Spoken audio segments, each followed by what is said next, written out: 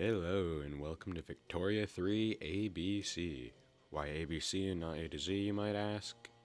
I enjoy being to sleep every now and then. So I decided I'll play one formable from every letter in the alphabet. I kind of like to live a life that's not a paradox game. Anyways, welcome to Afghanistan, a land of such intricate rifles, they're even hotter than your girlfriend, even if you had one. I mean, come on, you're watching a video on a paradox game. We all know. There's no shame. Anyways, Afghanistan starts out as a fractured nation, one of many warring states. But among them, the rightful heir to the empire shall rise, Kabul. I decide to rush some early wars up north and quickly snag land before either the Russians or the British guarantees arrive, because those are hecka annoying.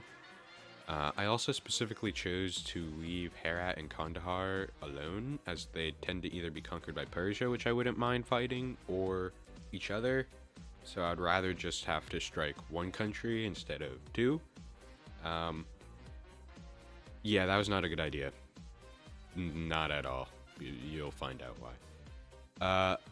Now, with that being said, I feel the need to mention I've played this game for a modest amount of time. That does not mean I'm a good player. I hate math, so I'm not one of those people who analyzes what statistically is the best move or how to make the most money. I just click a button that makes my brain happy and makes the number go up. So if you want some actual thinking involved in gameplay, don't watch this. It's not for you. But if you like brain dead gameplay, boy, is this for you. I begin early industrializing, aka just, iron, wood, tools, all that stuff. And I try to pass professional army because it's goated. That didn't go well. I failed with the 67% chance, so, I will be attempting to pass it a few more times. I also try my hand at diplomacy to try to make friends with the East India Company, the Russians, and the Ottomans for some reason. I don't know. I should have just rivaled someone and tried to be friends with the British. Again, you'll see why. After conquering Kunduz, Kafiristan, and Chitral, I don't know. I decided to rush north and try to get Bukhara because usually they either get conquered really early on by the Russians or they get guaranteed really early on by the Russians, and I don't want to deal with that, but it's a pretty valuable land. You can make lots of money with it. And you know the whole thing about waiting for Herat and Kandahar? Well, they did go to war with each other, but it is quite possibly the most back and forth war I've ever seen in my modest time of playing this game. It's not great. It's not great, man. I also got quite unlucky because in all my previous test runs, I got an agitator to start either a modernization movement, a peasant movement, or a liberal movement, and I've gotten none of those this game, so, getting rid of the landowners is going to be fun. I also try to pass professional army again. It fails, obviously. I rush building a paper mill, which might look a little odd, but it's mainly just because I want to core all the land I'm conquering, and bureaucracy is going to be an issue if I can't switch over to file cabinets, I think. I don't remember. Eventually, I get an invite from the Russians to join their power bloc, and even though it's kind of stinky, a Russian ally is a Russian ally, so I'd take it. And for the same reason as conquering Bukhara, I decided to conquer Kokand and Khiva. The land's a little less good, but still, nice to have. Plus, maybe I was thinking I could go for Turkestan. That didn't happen. And after failing to pass professional army, again, what's that, 3 times now? I decided to enact National Guard for extra troops and controlling radicals, because they're kind of annoying.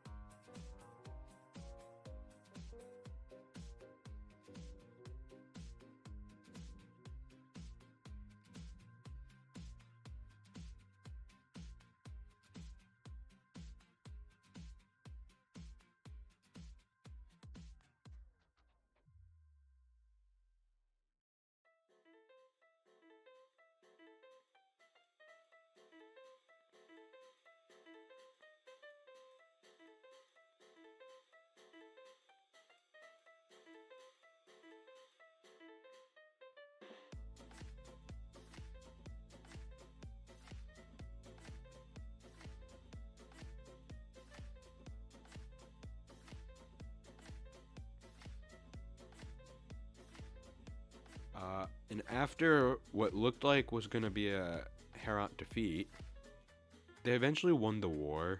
I don't really know how. I wasn't really watching. I was kind of just sitting there waiting. I think I was watching some YouTube. Um, but they won it. So I thought I was the smartest player ever and great at diplomacy. But then when I checked, the British decided that they were going to protect Herat. So I had to wait even longer.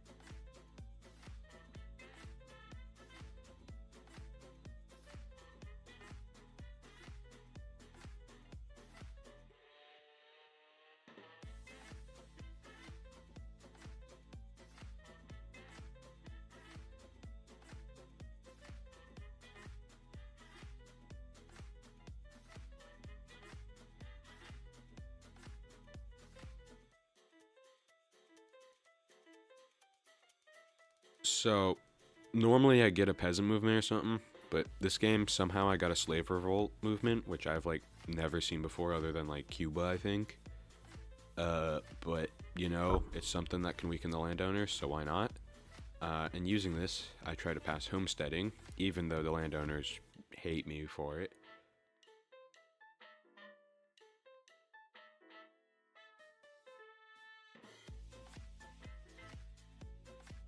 And then I check again to see if I can conquer Herat. Bruh. Somehow homesteading passed without my country exploding, so that's pretty cool. And I tried to enact professional army again. And by this point, I realized I wasn't really watching my finances, and I guess I'm just role-playing the average American. I'm debt maxing, you know? Uh, and then the British decide to be the British and be a bum and make me their protectorate. I just wanted to be friends. Boy, this is a little far, Britain, okay? And after failing for a restraining order, I have to cave in to British demands. There's really no point fighting them. I don't even have line infantry yet. You know, I kind of thought the Russians might help a bit, but no, they're pretty useless.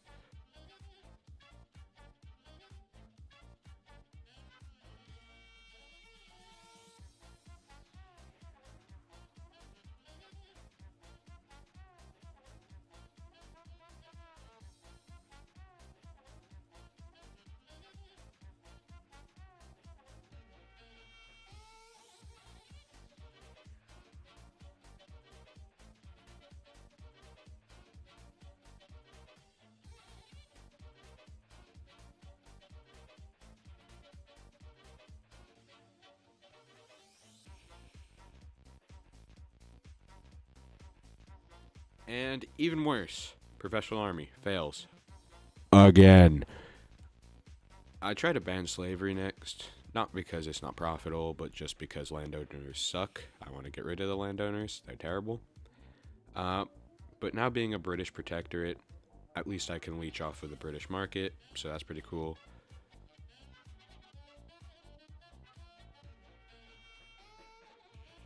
And I go to conquer the rest of Pashtun from what little remains of the Khalsa Raj, and then this BS happens. Paradox, please fix. So then I was starting to give up on this run because this is the most brain dead run I think I've ever had. You know, normally I've had much better runs. So pretty much I let the slavers revolt, and if I win the Civil War, I got rid of the landowners, so that's pretty cool. And if I lost, I could go be free from this game. I unfortunately won. And as such, I have to keep playing. Great. Then one of my generals, during the Civil War, decided, I'm gonna make a coup. So that's fun.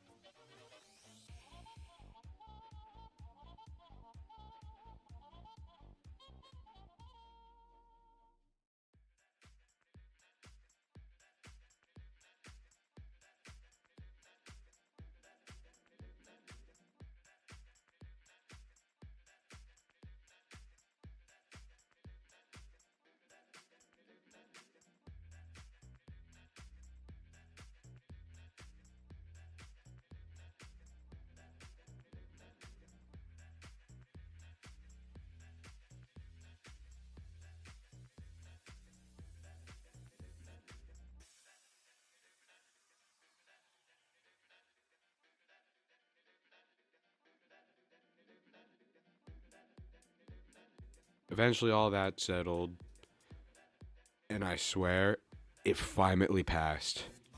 I got professional army. And even better than that, I can annex Herat.